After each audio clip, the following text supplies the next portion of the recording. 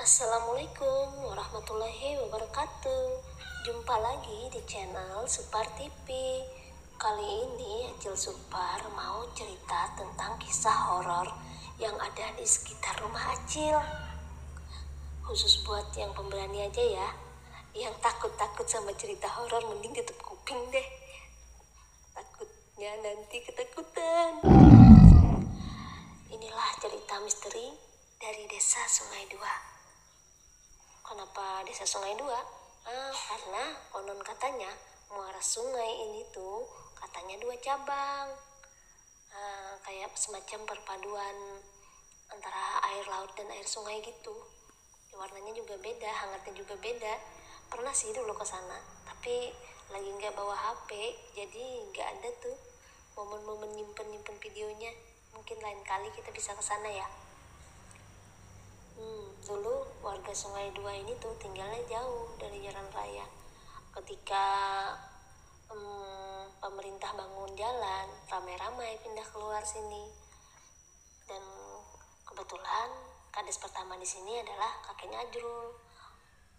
Dan ini rumah beliau. Dulu ini rumah pertama di sini.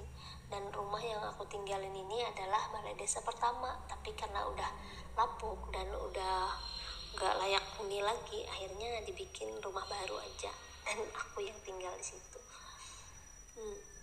Waktu pertama pindah ke sini tuh ya katanya lumayan, yang namanya hutan ya lumayan angker lah, yang dimana-mana yang namanya hutan itu pasti ya dihuni mereka yang tak kasat mata, karena kita hidup di dunia ini berdampingan dengan mereka. Karena kita terlalu banyak sekarang akhirnya menggusur mereka, dan mereka tuh kadang sekarang cuma tinggal di hutan-hutan, di gunung-gunung. Makin lama hutan makin habis ya, akhirnya mereka makin terpinggirkan. Ya akhirnya kita tinggal bertetangga gitu deh. Kami tuh di sini diajarkan untuk saling menghormati dengan mereka yang nyata maupun yang tak nyata. Harus saling menghormati dan jangan saling mengganggu. Dengan percaya keberadaan mereka, seharusnya kita lebih mengagumi kuasa Tuhan yang Maha Esa. Kita mulai aja ya. Acil cerita horor ini berdasar dari pengalaman yang Acil dengar dari beberapa teman dan orang-orang sekitar Acil ya. Yuk kita mulai.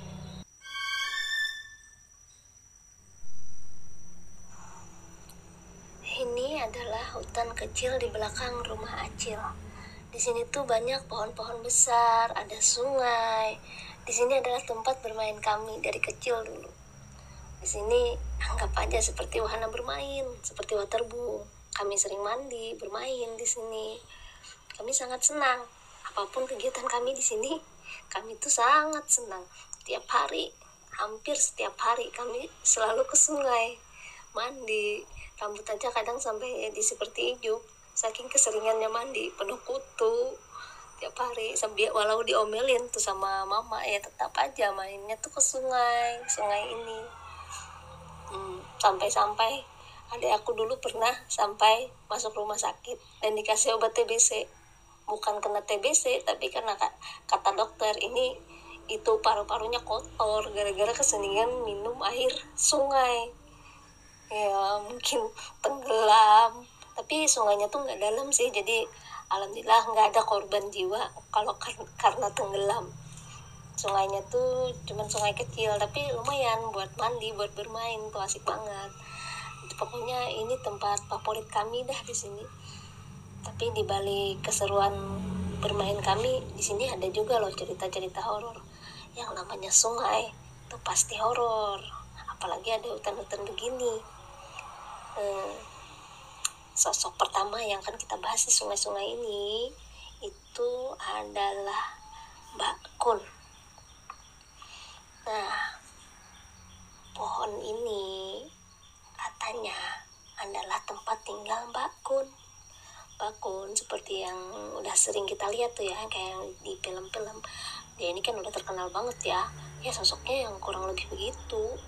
Gak jauh beda, cantik, putih, bajunya tuh putih, rambutnya tergerai, dan selalu ceria karena selalu tertawa. Begitu sih.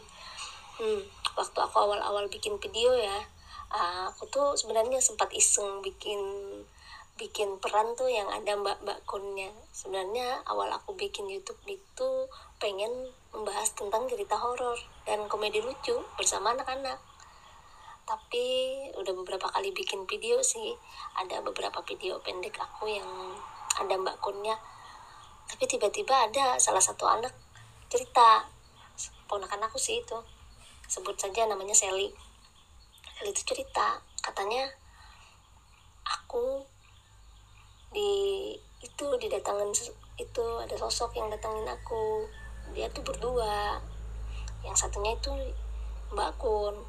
Katanya di situ, rumahnya di situ. Tuh dia duduk di atas pohon yang agak condong itu. Dia duduk berayun kaki di sana, rambutnya panjang tergerai hingga menyentuh sungai. Nggak ganggu sih katanya, dia cuma nyamperin. Yang nyamperin sih bukan Mbak Kun, tapi yang sosok satunya lagi. Tapi kali ini kita bahas Mbak Kunnya dulu. Mungkin yang namanya sungai di sini ya, mereka udah lebih dulu sih ada di sini. Dan mereka juga karena kami berisik, mungkin kami ya namanya juga kami bermain ya berisik, kadang makan apapun, bakar ikan dan segalanya di sini. Mungkin mereka cuma mau bilang kalau aku ada di sini.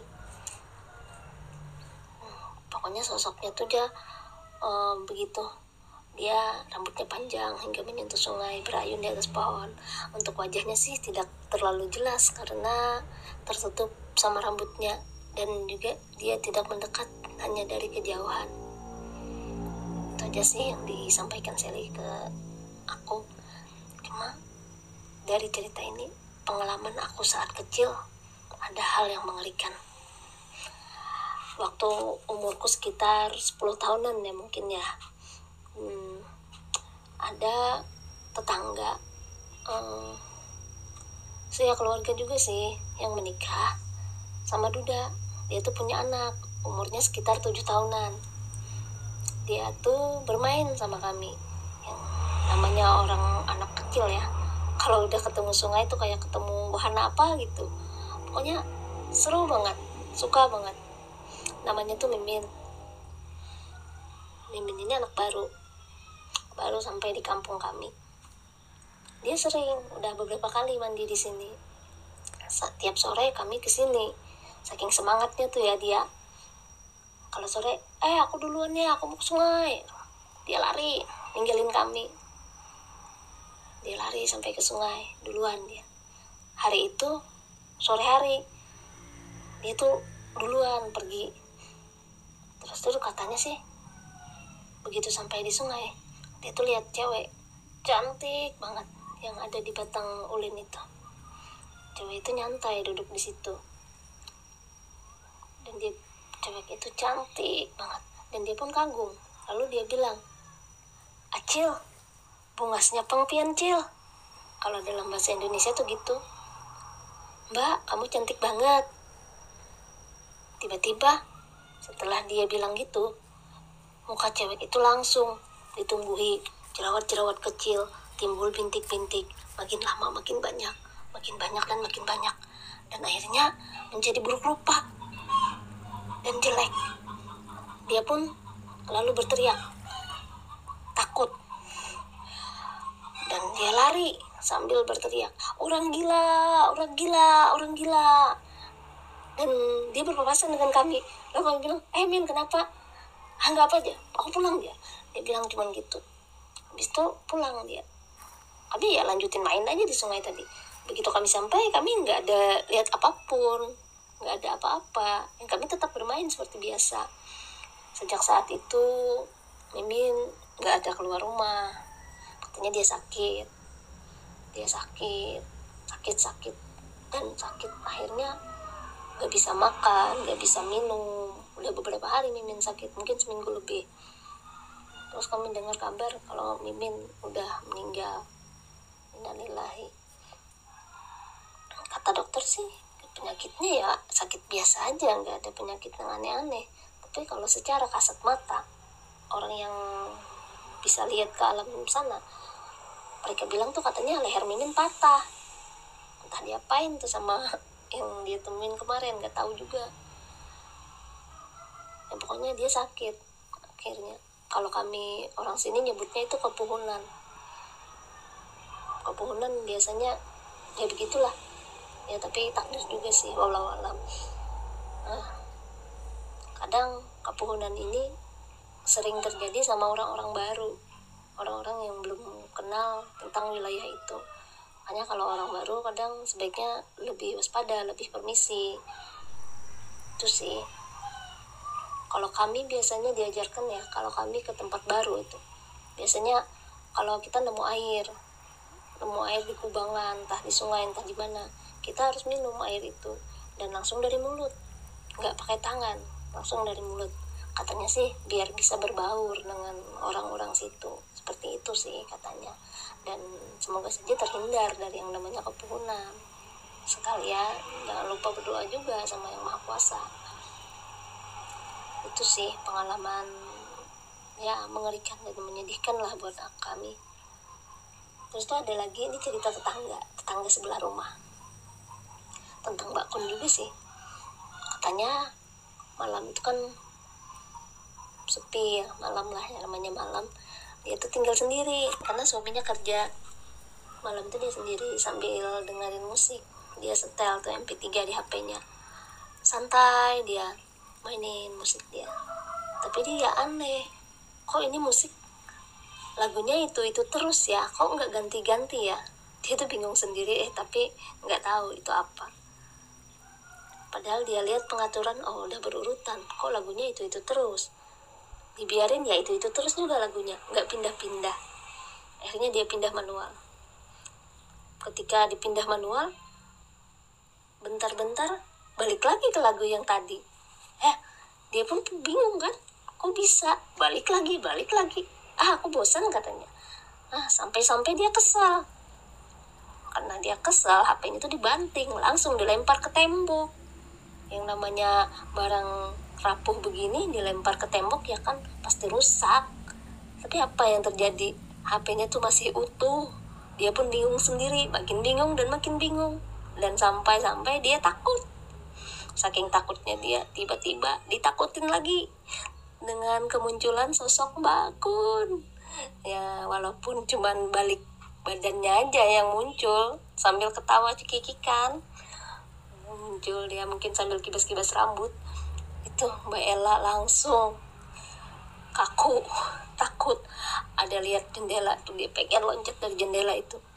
Tapi apa boleh buat, jangankan mau berdiri atau loncat atau lari, ngomong aja nggak bisa, badannya seolah-olah kaku. Dia cuma bisa berdoa dalam hati, minta perlindungan sama Tuhan, hingga akhirnya sosok Mbak Kun itu hilang. Walaupun cuma melihat belakangnya aja, tapi serem banget. Katanya yang nyewa di sebelah itu juga para lelaki, pernah dulu juga waktu nyewa kan mereka banyak ya, kadang-kadang ya katanya malam ada bunyi orang bikin teh, kayak bunyi gelas gitu, tapi kalau dilihatin nggak ada orang. Nah, tapi mungkin biasa dah, mungkin mereka udah biasa, jadi mereka cuek aja. Kalau Mbak Ella tadi dia takut, besoknya lagi langsung pindah, nggak lagi tinggal di situ. Itu aja sih. Kalau untuk aku pribadi bersama Mbak Kun sih untuk tatap muka nggak pernah ya, semoga aja jangan, aku pun nggak mau. Cukup dengar ceritanya aja yang suka, untuk ketemu langsung jangan, nggak berani saya. Dulu tuh aku kan suka ya nonton TV, nonton HP. Sekarang pokoknya apapun lah, aku suka banget, suka nonton drama, ya drama apapun aku suka, drama kehidupan juga suka. Malam itu suami lagi kerja malam juga, aku cuma lagi bersama anak perempuan aku.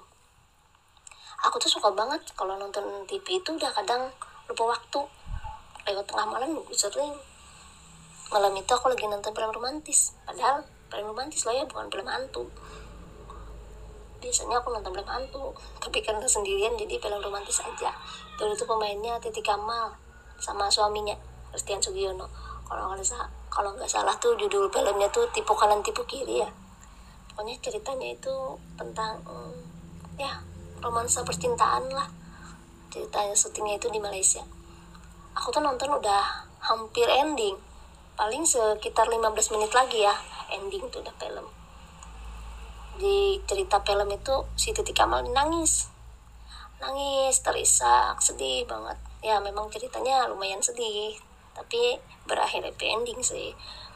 Terus tuh nangis, tapi kok lama-lama suara TV ini makin kenceng ya, kok makin keras tangisannya. Aku tuh sampai agak-agak heran, tapi ya mungkin TV ku aja yang error. Aku kecilin tuh kan volume TV sampai 0, sampai nggak ada. Habis 0 itu aku mute sekalian biar nggak ada sama sekali suara, tapi kok tangisannya tetap ada dan berasa deket juga. Aku tuh langsung pikir positif aja, mungkin tetangga nih lagi berantem sama suaminya, biar aja. Mau pikir negatif juga gimana ya, seandainya ini memang hantu dan aku matiin TV, aku kabur langsung tinggal tidur, nanti pas tidur aku diganggu, katanya lo kok nggak diselesain filmnya. Aku nanti penasaran loh endingnya gimana, kan gak asik Mbak Kun nanti nanti dia bangunin aku cuma gara-gara penasaran sama tuh film. Ya udah kita nonton bareng aja. Akhirnya itu film selesai 15 menit kemudian, dan aku pun matikan TV dan tidur, dan lama-lama tangisannya juga hilang. Ya udah cuek aja. Itu sih pengalaman aku tentang sosok yang biasa disebut Mbak Kun ini. Gak mau sih bertemu langsung, cukup dengar cerita-ceritanya aja udah serem. Ya itu aja tentang Mbak Kun.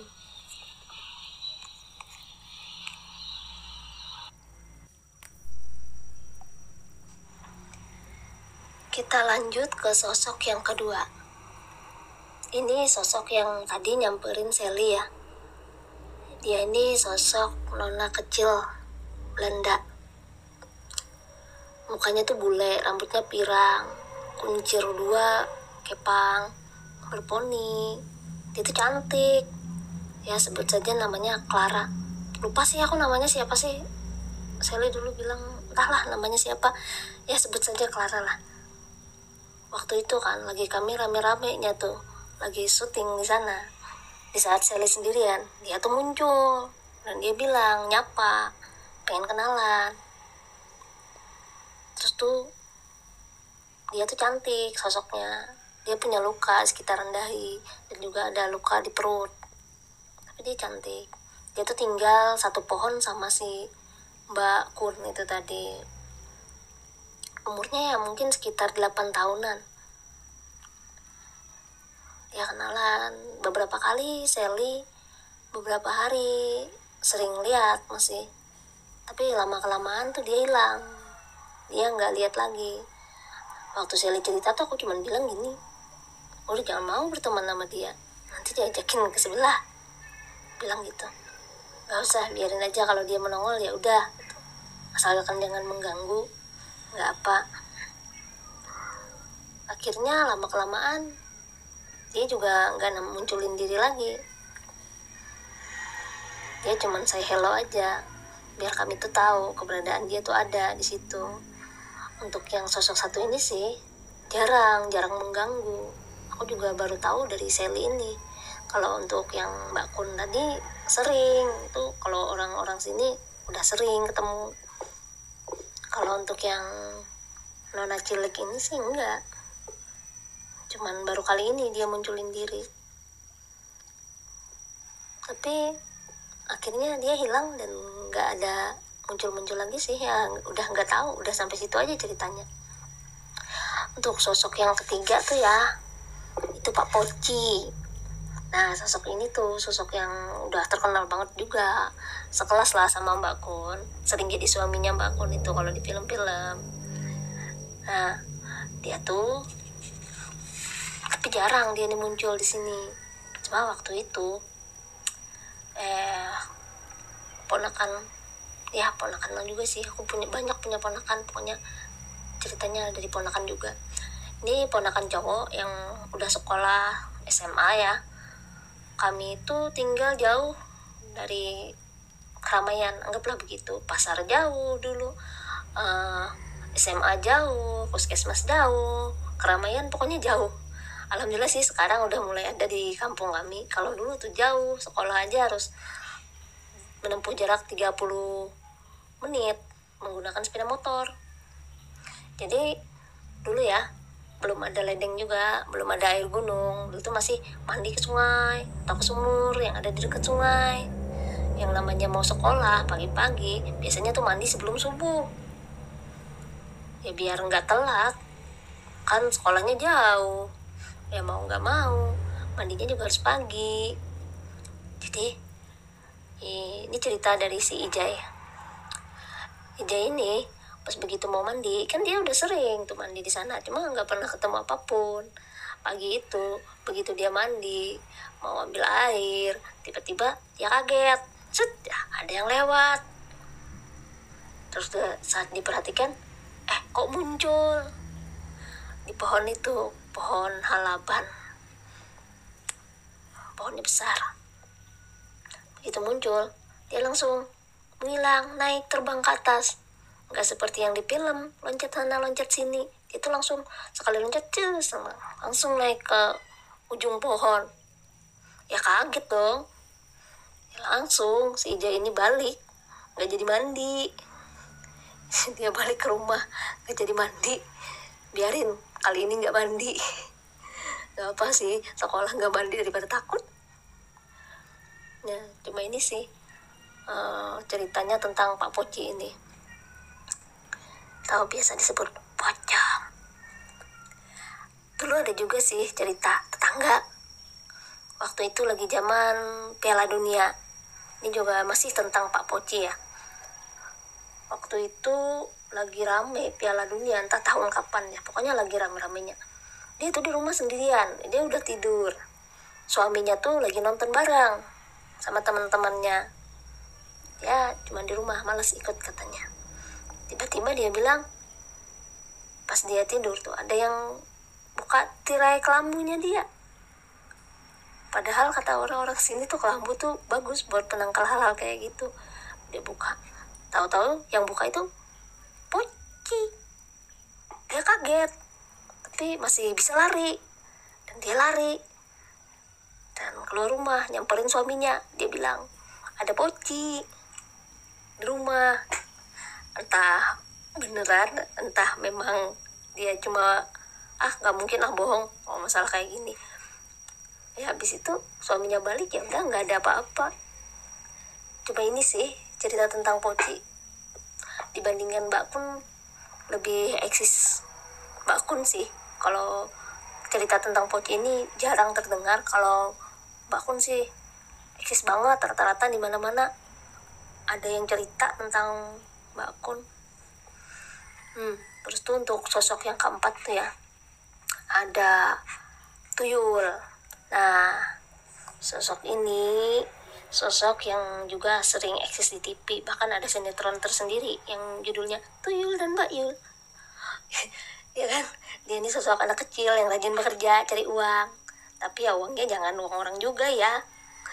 Ini sih dia semacam sosok peliharaan ya buat pesugihan.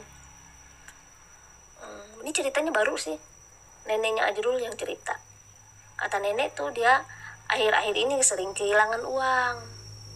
Kadang dia dibilangnya kan ada hilang 100, kadang selembar-lembar, tapi nggak tahu, dan simpanannya pun tetap utuh, nggak ada kayak dibongkar maling itu atau ada yang ngambil, nggak, tetap bagus.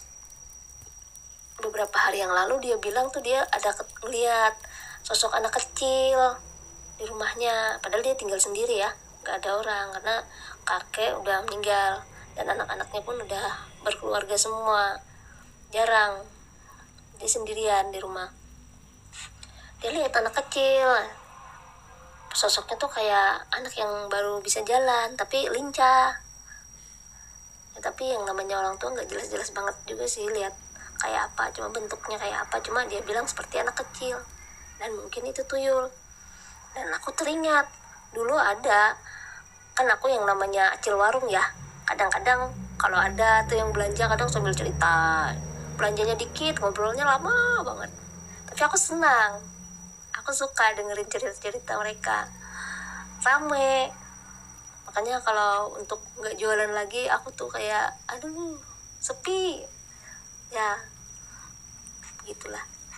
Nah dulu tuh cerita, dia bilang gini, kan lagi heboh-heboh itu dulu di Facebook tentang cerita Tuyul, katanya rame yang pada posting, tabungan aku hilang, lama-lama nabung gini, pas dibuka kan katanya tinggal duit receh, hilang, katanya gitu. Pas itu dia penasaran kan sama tabungannya sendiri, jadi dia buka, dia tuh sering nabung juga katanya, apa jangan-jangan punya aku hilang juga katanya. Habis dia buka, dia kaget, kok duitnya ini kayak nyusun, kayak melingkar, kayak ada yang nyusun, padahal kan waktu buat cuman masukin aja, nggak ada nyusun kayak gini. Oh duitnya kok jadi bersusun kayak gini, dia juga aneh, nggak mungkin lah celengan besi kok jadi kayak gini, siapa yang nyusun, iseng banget, gabut amat nyusunin duit dalam kaleng.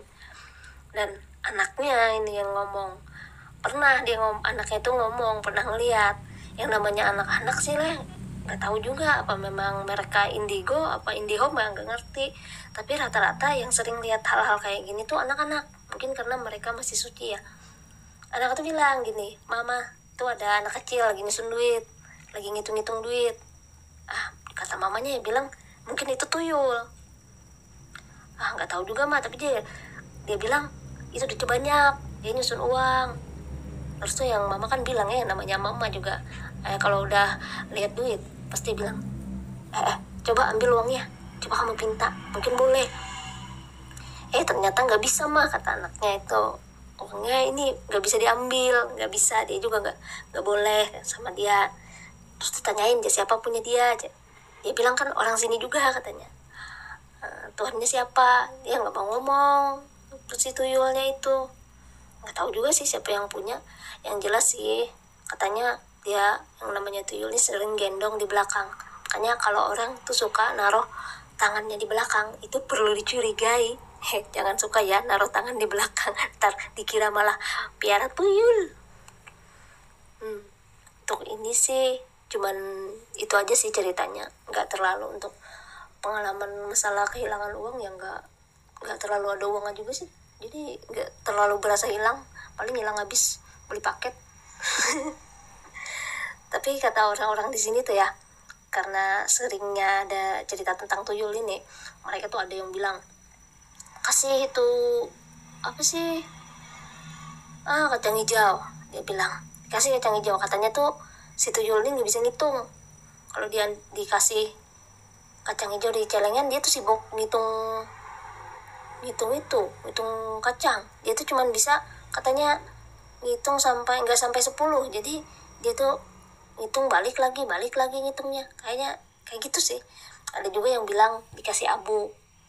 Katanya kalau memang penasaran sekitar celengan itu dikasih abu dapur, abu gosok lah. Kalau ada jejak-jejak berarti memang pelakunya ya si tuyul tadi. Terus tuh ada juga yang bilang uangnya ditusuk walau selubang jarum kalau uang baru.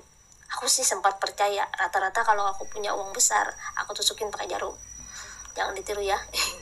Ini bukan perilaku untuk ditiru. Atau ada yang terbaru yang aku lihat di TikTok tuh ya, katanya diikat bersama duit lembaran 2000-an muka belakangnya.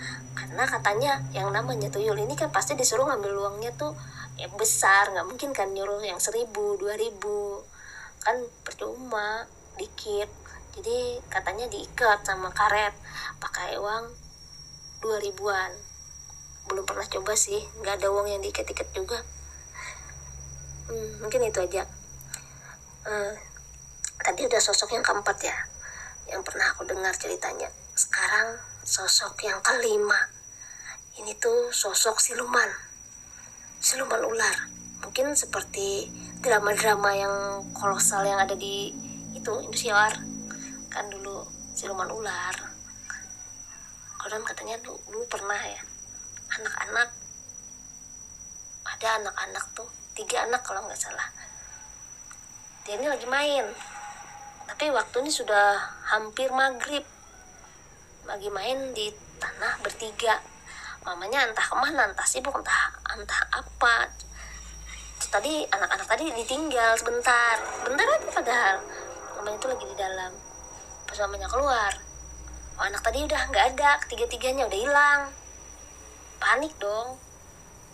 Mamanya nih tanyain ke mama yang lain, anak tadi mana? Nggak ada semua, hilang semua. Langsung cari.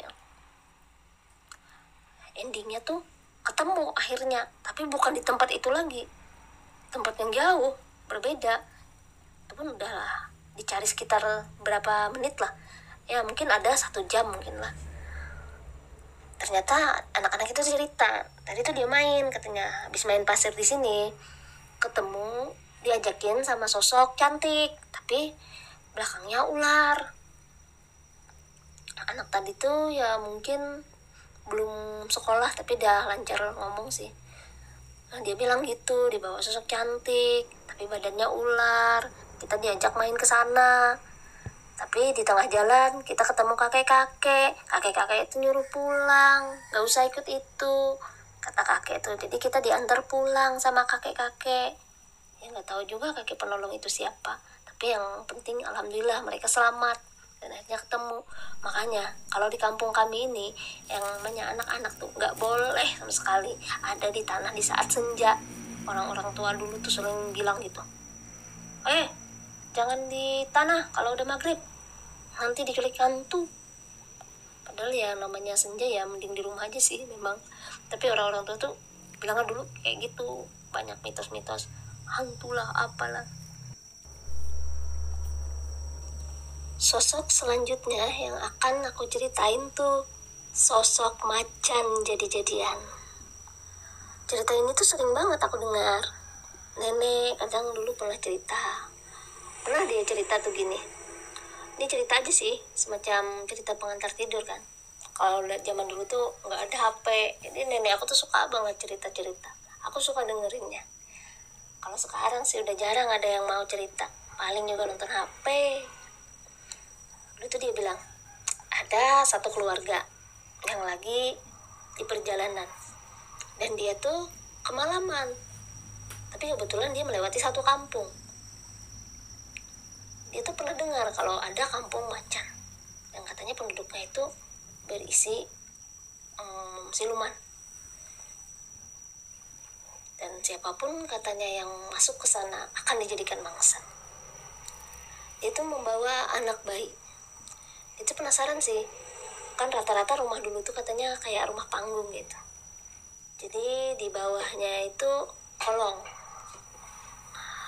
entah kebetulan katanya yang namanya orang-orang jadi-jadian ini dia tuh 100% udah kayak manusia, cuma yang satu tidak bisa disembunyikannya itu ekornya. Kebetulan dia tuh nengok ke kolong, oh ternyata memang ekornya kelihatan, ekor jadi-jadian. Dia orang itu tadi punya ekor. Jadi mau pergi juga udah malam, takut kan dia juga kalau di luaran. Jadi caranya biar dia nggak jadi santapan mereka, saat dia mau tidur anak itu dicubit, nangis kejar anaknya nangis bangun. Orang tuanya kenapa anakmu? Anakku nangis. Gak jadi dia makan. Begitu dia mau makan lagi, nangis lagi anaknya. Begitu terus sampai pagi. Nah, akhirnya begitu pagi tiba, dia tuh bisa pulang dan melanjutkan perjalanan, karena katanya cuma malam aja mereka bisa mangsa. Untuk cerita begini sih itu kan cuma cerita sih, tapi kalau kejadian-kejadian tuh kadang yang namanya hutan ya, namanya hutan ini memang sering ada, entah jadi-jadian entah enggak, tapi mitosnya udah sangat umum, khususnya di Kalimantan, apalagi di gunung. Kalimantan tuh punya yang namanya ikan saluang ya, yang beberapa waktu lalu udah aku posting juga sih di video aku yang saluang itu.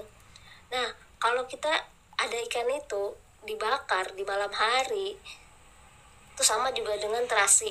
Gak boleh, pantangan banget, apalagi kalau kita lagi di gunung. Kalau itu katanya dibakar atau dipanggang di luaran rumah, apalagi di gunung, maka kita akan didatangin yang namanya sosok macan jadi-jadian ini, dan bahaya, bisa dimakan.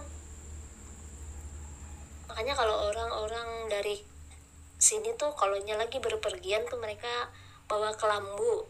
Katanya sih kelambu ini penangkal, tapi kalau kita lagi di hutan tuh pakai kelambu atau tiang aja dikasih 4 buncu, dibacakan ayat 4 Al-Fatihah, kalau jubilah bil palak dan kalau jubilah binas, ditiupkan 1 buncu ini dengan ayat tadi.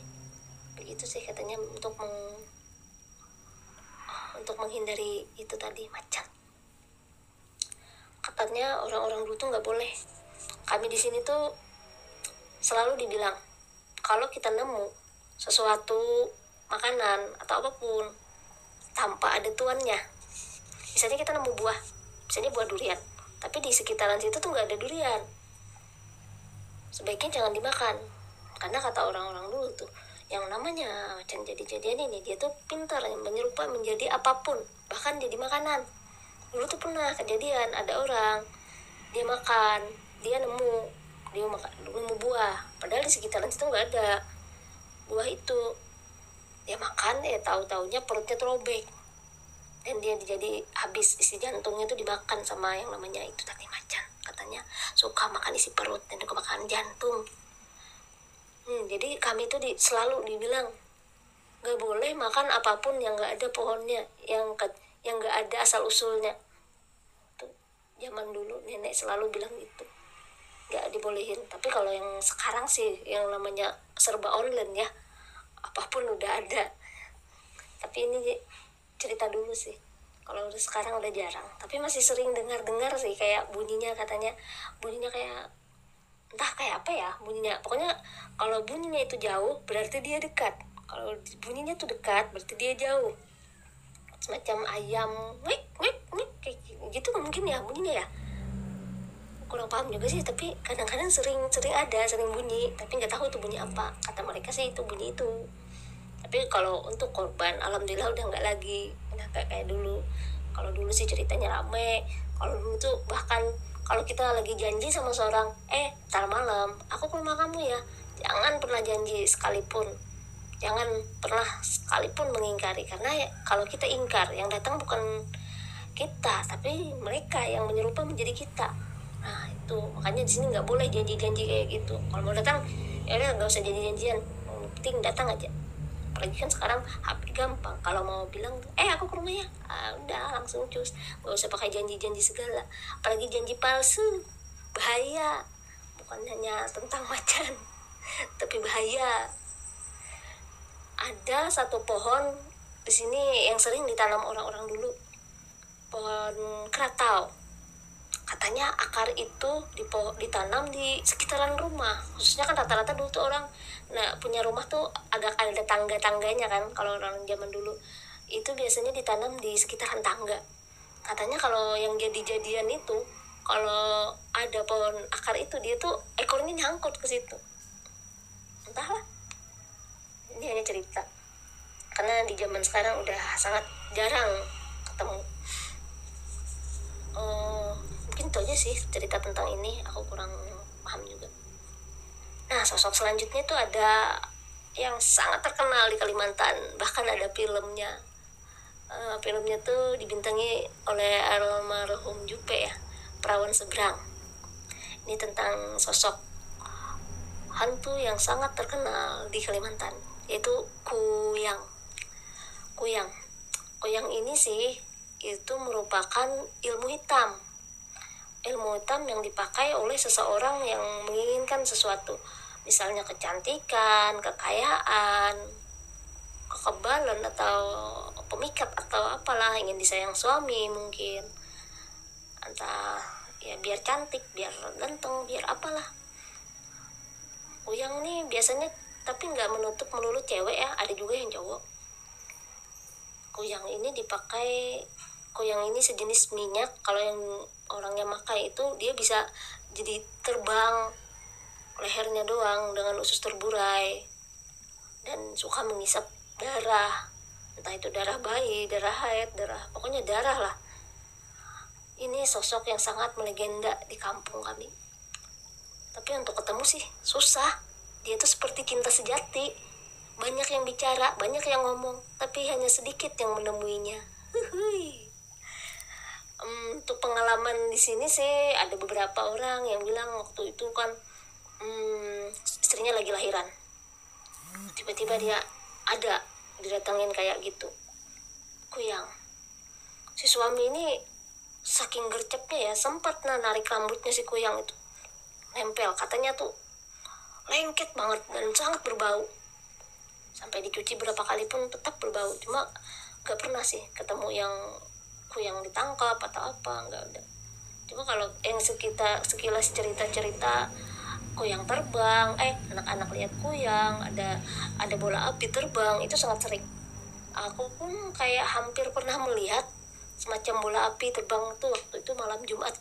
Waktu aku selamatan kan ada yang WA, SMS, mau lihat Kuyang nggak, tuh dia lagi ada di pohon.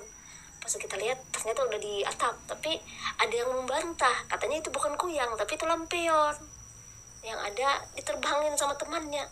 Tahu juga yang mana yang benar, tapi ya semacam bola api gitu. Cuma untuk sekilas yang nyata nggak pernah lihat juga sih. Aku udah hampir 30 tahun lebih tinggal di kampung ini, cuma dengar cerita aja, tapi cerita-ceritanya selalu seru, banyak yang cerita.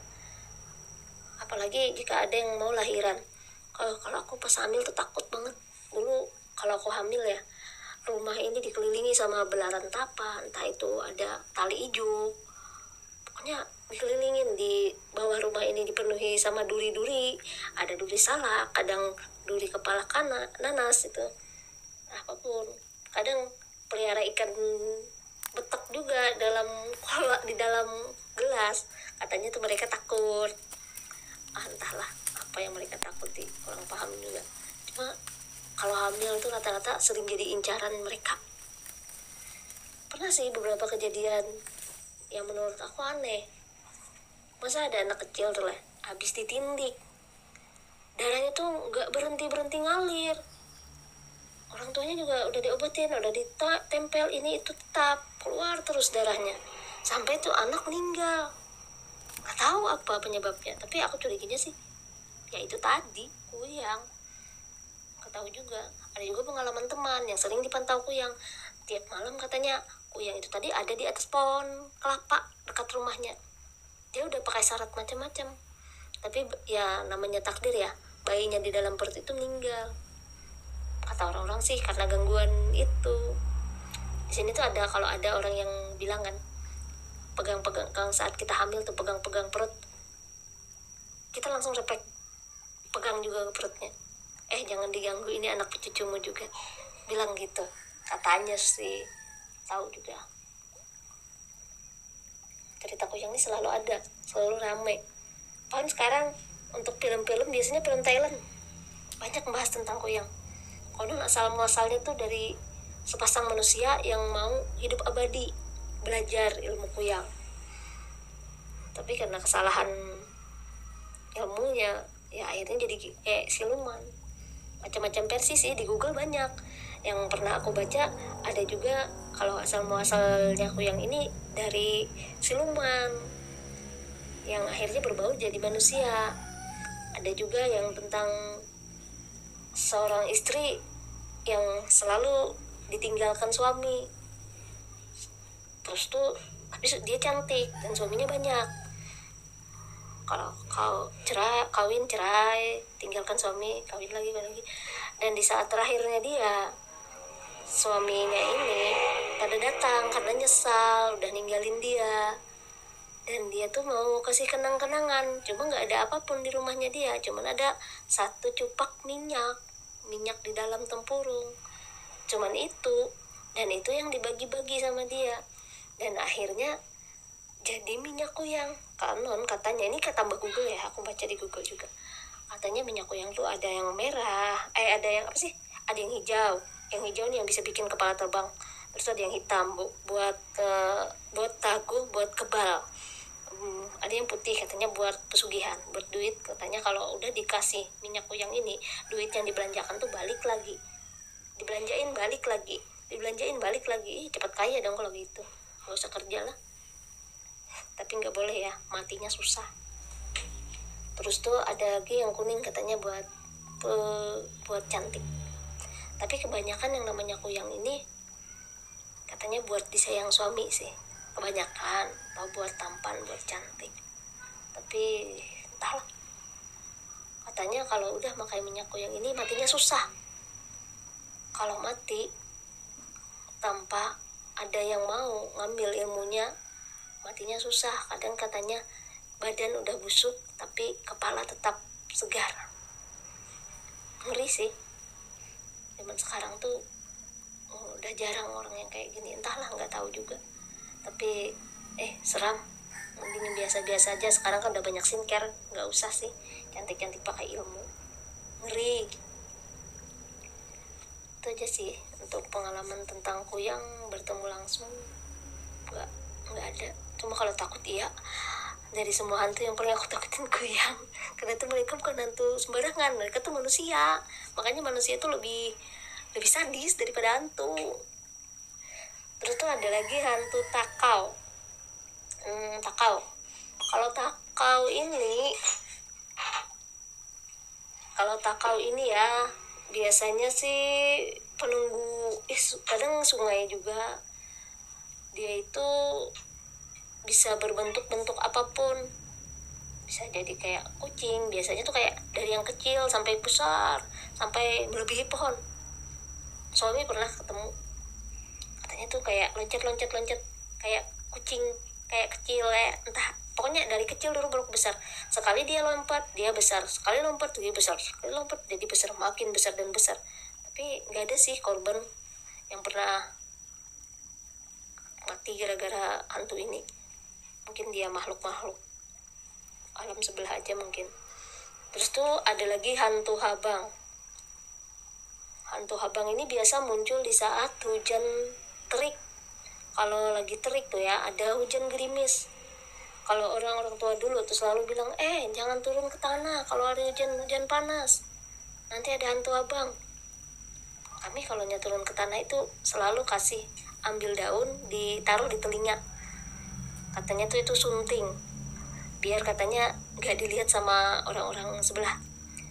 Hantu habang ini katanya kalau lagi hujan-hujan gitu, kalau zaman dulu ya di gunung-gunung itu dia apa sih, bahasanya berburu mencari mangsa. pengalaman mama aku tuh pernah, tapi beliau lagi di pondok waktu hujan-hujan begitu dia. Padahal di pondok itu sendirian, kan jauh orang, gak ada orang, tapi dia berisik banget di luar. Dia sempat intipin, dan begitu dia intip tuh ternyata rame, tapi itu dia bukan orang orang yang orang nyata, dia itu ya mungkin ya semacam hantu tadi, hantu yang lagi berburu. Itu sih makanya kalau hujan-hujan dilarang turun ke tanah. Tapi ya anak-anak sekarang itu udah nggak percaya hal-hal gitu lagi, udah jarang dipakai. Mereka tuh udah pikirnya nggak mistis-mistis banget lagi. Terus ada lagi hantu suluh. Nah, hantu suluh ini sih seringnya nggak mengganggu sih lah, cuma dia tuh bentukannya kayak lampu obor. Kalau kami tuh nyebutnya di sini hantu suluh. Dia tuh suka makan ikan. Kan ada dulu teman aku yang punya keramba ikan ya di Cekdam. Dia tuh sering lihat, katanya kalau malam-malam itu ada kayak lampu kayak itu makanin ikannya dia. Tapi dia mau nengok juga nggak berani, takut. Siapa tahu hantu, kan namanya aja hantu, pasti nakut. Cuma ya sekedar itu aja sih, nggak ada yang hal-hal yang terlalu horor dengan hantu ini. Terus tuh ada lagi hantu yang begitu terkenal di kampung kami tuh, hantu Tambun.